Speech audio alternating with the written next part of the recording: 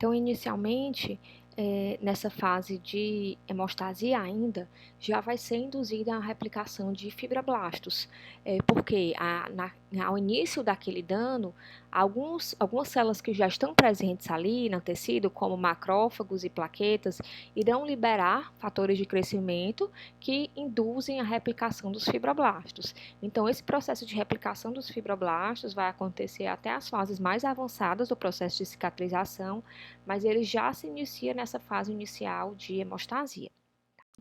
Em seguida, a gente tem, após a contenção da hemorragia, o objetivo do organismo é proteger aquele tecido que está em reparo dos danos dos agentes externos. Então, toda vida que eu tenho um tecido seco, né, que não tenha nenhum tipo de umidade, eu tenho formação de uma crosta. Tá? No caso de feridas em cavidade oral, essa crosta não é formada porque a gente tem um tecido que está sempre úmido. Então, a gente não tem formação de crosta nesse caso. Mas em feridas em pele, como um todo, eu tenho a formação de um exudato fibrinoso, né, que vai sair daquele tecido que está no processo de reparo, que vai entrar em contato com ar, vai ressecar e vai formar uma área endurecida superficial, que é aquela famosa casca da ferida, certo? Então, essa casca da ferida, ela serve para proteger o tecido subjacente que está ainda em processo de reparo. E ela não deve, em hipótese alguma, ser removida, porque ela vai ser fundamental no auxílio desse processo de reparo. Em seguida, eu tenho uma fase da cicatrização chamada de fase de demolição, e ela acontece mais ou menos 24 horas após o início dessa lesão. Nessa fase de demolição, aquele coágulo que foi inicialmente formado, ele deve ser removido para então dar origem ao tecido que vai formar, ao final, aquele reparo do tecido. Tá? Então, os macrófagos vão agir intensamente nessa fase, fazendo com que haja a eliminação de tecido morto, algum agente agressor que ainda venha a estar presente nesse tecido e do coágulo, como a gente já havia falado, né? Vai ser aquela fase realmente de limpeza da ferida, para que haja então em seguida a deposição do novo tecido na região onde houve o dano. E aí a fase seguinte é a fase de formação do tecido de granulação. Então, esse tecido de granulação, ele é uma estrutura ainda rudimentar do tecido que vai finalmente estar presente naquele reparo. Ele é formado por um tecido com uma aparência mais gelatinosa, avermelhada, como a gente está vendo aqui nessa foto ao lado. E isso acontece por conta dos vasos sanguíneos que são formados intensamente nesse período, e esses vasos sanguíneos ainda são vasos rudimentares, né? Alças capilares que são formadas e que deixam sair um pouco de exudato do interior desses vasos para o meio externo, e por isso essa aparência mais gelatinosa. Além de grande quantidade de vasos sanguíneos que existem, que também dão essa aparência mais avermelhada, eu também tenho formação de fibroblastos e a deposição, nesse caso, de um colágeno, que é um colágeno que não vai estar presente no final do reparo. Esse colágeno inicial que é depositado é um colágeno do tipo 3, né? Um colágeno que ele não tem tanta resistência quanto o colágeno que vai finalmente ser depositado nessa região, que é o colágeno tipo 1. E aí a gente tem aqui uma imagem clínica e uma imagem histológica desse tecido de granulação, onde a gente tem uma grande quantidade de vasos sanguíneos neoformados dispersos por todo esse tecido. E esses vasos sanguíneos, né, que a gente está vendo clinicamente também, numa região onde antes havia uma fístula causada por um abscesso dental-alveolar, e aí nessa região houve um reparo, está havendo um reparo, né? E essa característica inicial da deposição do tecido de granulação, com grânulos mais avermelhados e brilhantes, que a gente já tinha mostrado anteriormente. Após essa fase de tecido de granulação, a gente tem uma fase final, que é a fase de maturação do tecido. Nessa fase, eu tenho uma proliferação mais intensa de tecido conjuntivo, formado por fibroblastos e grande deposição de fibras colágenas, que é realmente o tecido que vai compor a finalização daquele reparo. Aqueles vasos sanguíneos que estavam presentes muito intensamente nos tecidos, eles vão ser aos poucos comprimidos, e esse processo é chamado de desvascularização. Esse vaso ele vai diminuindo de quantidade, e aquele tecido deixa de ter aquela característica tão avermelhada e passa a ter uma coloração mais pálida, porque esses vasos eles vão sendo eliminados, por conta da compressão. A matriz vai ser, então, contraída para que aqueles bordos da ferida sejam aproximados e essa contração vai estar relacionada com a presença dos miofibroblastos, que eles têm uma capacidade de contração, por isso que são assim chamados. Eles têm a capacidade de contrair a área de bordos da ferida, aproximando esses bordos e favorecendo a deposição de tecido conjuntivo e de fibras colágenas nessa região. Então, esses fibroblastos vão agir como força de tração e aproximar os bordos. Essa área onde eu tenho uma cicatriz, eu tenho uma menor elasticidade dos tecidos. Portanto, eu tenho que ficar atento, em todas as áreas de processo de reparo, onde eu tenho aquela deposição inicial dos tecidos, eu tenho uma menor elasticidade e se aquele dano, se houver uma força maior naquela região que já foi danificada previamente, aquele reparo que está acontecendo pode então involuir e aquela ferida voltar a abrir. Certo? Então é importante a gente ressaltar o porquê dessa menor elasticidade, porque eu tenho ainda uma grande quantidade de miofibroblastos contraindo aquele tecido e eu tenho a deposição de um tecido colágeno ainda do tipo 3, que é um tecido colágeno que não tem tanta resistência como a gente vai ter na fase final de maturação. Tá? E aí os tecidos, eles podem cicatrizar por primeira ou por segunda intenção. E a diferença dessa cicatrização vai ser bem importante para as consequências finais em relação à função desse tecido. O nosso objetivo, já de antemão, é sempre que a cicatrização ocorra por primeira intenção.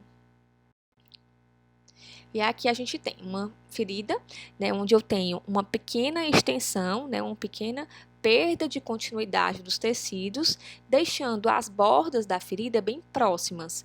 E aí aqui eu tenho uma imagem mostrando a formação de um tecido fibroso nessa região entre os bordos da ferida. Então aqui eu tenho uma menor quantidade de tecido fibroso. Eu chamo esse reparo de reparo por primeira intenção. E aí, toda vida que eu tenho um dano tecidual e que eu faço uma sutura com o objetivo de aproximar os bordos, eu estou fazendo esse procedimento para evitar que eu tenha uma formação de grande quantidade de tecido fibroso. Portanto, eu estou objetivando um reparo por primeira intenção nesse tecido. Tá? Então, toda vida que eu tenho algum tipo de dano, eu sempre vou procurar coaptar, aproximar os bordos da ferida cirúrgica e a sutura vai me ajudar a aproximar esses bordos, deixando uma formação de menor quantidade de tecido, de tecido fibroso e tecido de granulação possível nessa região. Já quando eu tenho uma ferida mais aberta, que eu não tenho possibilidade, ou que por algum motivo o paciente teve uma lesão muito grande e ele não foi para uma emergência fazer uma sutura e aquela ferida ficou aberta, ela vai reparar? Vai. Só que ela vai reparar de uma forma diferente, vai reparar por segunda intenção. Essa ferida vai ficar mais aberta inicialmente, o tempo total de reparo dela vai ser um tempo maior, porque eu vou ter uma deposição de maior quantidade de tecido de granulação, esses bordos ficarão bem separados e a cicatriz fibrosa, ao final, ela será mais espessa. Certo? Então, isso faz com que esse tecido ele tenha uma aparência diferente, porque tem maior deposição de tecido fibroso nessa área onde houve o reparo, e a função pode ser alterada também desse tecido, porque, claro, a célula original não exerce, o tecido, a célula do tecido conjuntivo, desculpa, não exercem função igual àquela célula original. Quando a gente faz uma exodontia, na grande maioria dos casos, por mais que a gente utilize a sutura, a gente acaba tendo um reparo por segunda intenção. Esse reparo por segunda intenção deve-se ao fato de que o osso que está na periferia dessa região onde foi realizada a exodontia, ele não tem essa capacidade de aproximação. Então, a ferida quase sempre vai ficar aberta e esse reparo vai acontecer por segunda intenção. Existem algumas formas de tentar minimizar a formação de tecido fibroso nessa ferida, que são técnicas de regeneração óssea guiada, que eu gostaria que vocês procurassem, né, pesquisar sobre esse assunto e a gente discutir um pouquinho mais sobre regeneração óssea guiada nos momentos onde a gente for fazer a discussão em sala. Na sala que a gente diz aqui, a sala virtual, viu? No chat. E aí, uma vez que aquele tecido fibroso foi depositado, existe ainda uma fase final, que é a fase do remodelamento, né, onde a gente tem uma maturação daquele tecido. Se tiver algum tipo de proteína que foi lesada nesse processo de reparo, essa proteína vai ser então degradada. O colágeno vai ser substituído por um colágeno mais resistente, como a gente já tinha falado. Então, o colágeno ao final vai ser um colágeno do tipo 1, enquanto no começo esse colágeno é um colágeno do tipo 3. O aumento dos miofibroblastos vai acontecer no decorrer do tempo e a eliminação total daquele tecido de granulação, e o tecido de granulação vai sendo substituído por um tecido conjuntivo do tipo fibroso vascularizado. Tá? Se esse reparo estiver acontecendo num tecido ósseo, esse reparo, também esse remodelamento, vai fazer parte, né, desse processo a forma, o recontorno do tecido ósseo, que às vezes há uma deposição de tecido ósseo naquela região onde houve o dano, formando um calo ósseo. E aí depois o próprio organismo vai cuidar, né, com a ação de osteoclastos, de realizar o processo de remodelamento daquele osso que foi depositado na região onde houve um trauma anterior, um tipo de lesão anterior naquela região. Bom, e aí após essa maturação final daquele tecido, a gente vai ter uma resistência muito maior, né? A gente traz aqui alguns dados que a resistência após 7 dias do reparo inicial dessa ferida é de apenas 10%, enquanto ao final do terceiro mês eu tenho 70% a 80% da resistência daquele tecido inicial. Tá? Então, esse processo de reparo, ele vai acontecendo ainda de forma lenta e a gente espera que esse tecido, ao final de 3 meses, ele tenha uma capacidade de aguentar traumas, né, semelhante a um tecido original, de 70% a 80% do original. Então, no passar do tempo, aquela região onde houve um dano vai apresentando um aumento na síntese de colágeno, vai também havendo um aumento das ligações cruzadas entre esse colágeno que foi depositado nesse tecido, e essas fibras colágenas vão ficando de tamanhos mais alongados, fazendo com que a resistência final desse tecido seja então maior. E aí vocês podem se perguntar, né? Quando eu tenho uma cicatriz que fica de um formato diferente do que era esperado, né? Quando eu tenho um queloide, por exemplo, ou quando eu tenho uma cicatriz um pouco mais elevada do que eu esperaria naquele tecido, né? Então a gente tem que diferenciar um pouquinho essas duas alterações. Quando eu tenho um queloide, a gente já viu anteriormente, né, que eu tenho um tipo de degeneração do tipo proteica. Então esse paciente ele tem uma tendência genética a produzir uma maior quantidade de tecido colágeno, né, do que as outras pessoas.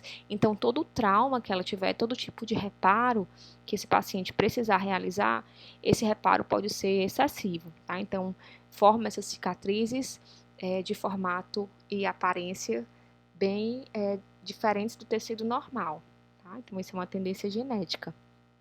Diferente da cicatriz hipertrófica, que acontece quando normalmente eu não tenho uma coaptação tão boa dos bordos, e aí aqui eu tenho um reparo por segunda intenção, com formação de grande quantidade de tecido de granulação. Então, nesses casos, a aparência da ferida ela não fica uma aparência semelhante ao tecido da pele ao redor. certo? Então, esse processo de reparo dessa cicatriz e de remodelamento, ele ainda pode acontecer ao longo dos meses. Bom, então a gente falou tudo sobre o processo de reparo, né? E agora é importante a gente ressaltar alguns fatores que podem influenciar diretamente nesse reparo. Existem alguns fatores, além dos fatores locais que a gente já tinha falado, né? A questão da tipo de célula que está presente, da extensão desse dano que ocorreu, como principais, presença de fatores nutricionais, irrigação sanguínea e a presença do arcabouço nesse tecido. Existem fatores sistêmicos que também podem influenciar esse processo de reparo, como, por exemplo, o tabagismo e etilismo, ambos retardam o processo cicatricial. O diabetes descompensado também pode influenciar negativamente nesse processo cicatricial. A presença de neoplasias e desnutrição também atuam fazendo com que haja um suprimento não adequado naquele tecido que precisa ser reparado, e a idade também é um fator que pode influenciar, né? Em indivíduos mais jovens, normalmente em crianças, eu tenho um reparo muito mais acelerado e muito mais eficiente do que o reparo que acontece no idoso, né? Que ele vai acontecendo de maneira mais lenta e algumas vezes esse reparo não consegue ser realizado de maneira adequada, né? Então, esses fatores, tabagismo, etilismo, diabetes, neoplasias, desnutrição e idade, podem influenciar diretamente no padrão de reparo desses tecidos. Então, gente, aqui como apanhado final dos fatores locais que podem influenciar o processo de reparo, além de todos aqueles que a gente já tinha falado, como o tamanho e o local onde essa lesão ocorreu, a gente também tem a presença de processos infecciosos que, quando presentes, atrapalham e impedem que esse tecido repare ao final, e o estresse mecânico, né? Toda vida que eu tenho algum tipo de trauma nessa região e estresse, na região onde está havendo o reparo, esse reparo pode ser retardado e algumas vezes ele ser até inibido. Então, por isso a importância de o paciente ficar em repouso num período de reparo tecidual, para que esse reparo possa acontecer de maneira adequada. Bom, e aí, para finalizar, a gente tem esse slide fazendo um apanhado geral, né, das possibilidades de reparo que podem acontecer no nosso organismo. Então, inicialmente, o paciente passa por uma lesão tecidual, essa lesão tecidual promove a morte celular. Em seguida, haverá um processo inflamatório, que pode ser do tipo agudo ou crônico, dependendo da presença ou não de infecção e da eficiência do nosso organismo em combatê-la. E aí, se essa lesão tecidual acontecer em células lábens ou instáveis, e essa lesão for mínima, o reparo vai acontecer por regeneração e as células substituídas serão exatamente iguais àquelas células que antes existiam naquele tecido e não vai haver nenhum tipo de prejuízo à função ou à morfologia daquele tecido. Se essa lesão ocorrer em células lábeis ou estáveis, entretanto, se essa extensão for maior, então o reparo vai acontecer através de cicatrização e aquele tecido vai ser, em parte, substituído por um tecido fibroso. Por outro lado, se a gente vem aqui para o outro lado do gráfico, se a gente tiver uma lesão, uma área onde a gente tem células permanentes, independente se a lesão for mínima ou se a lesão for maior, eu sempre vou ter um reparo por cicatrização. Então, espero que vocês tenham entendido direitinho, aproveitado a aula, e agora a gente vai esclarecer alguma dúvida que tenha ficado no chat, na discussão da aula.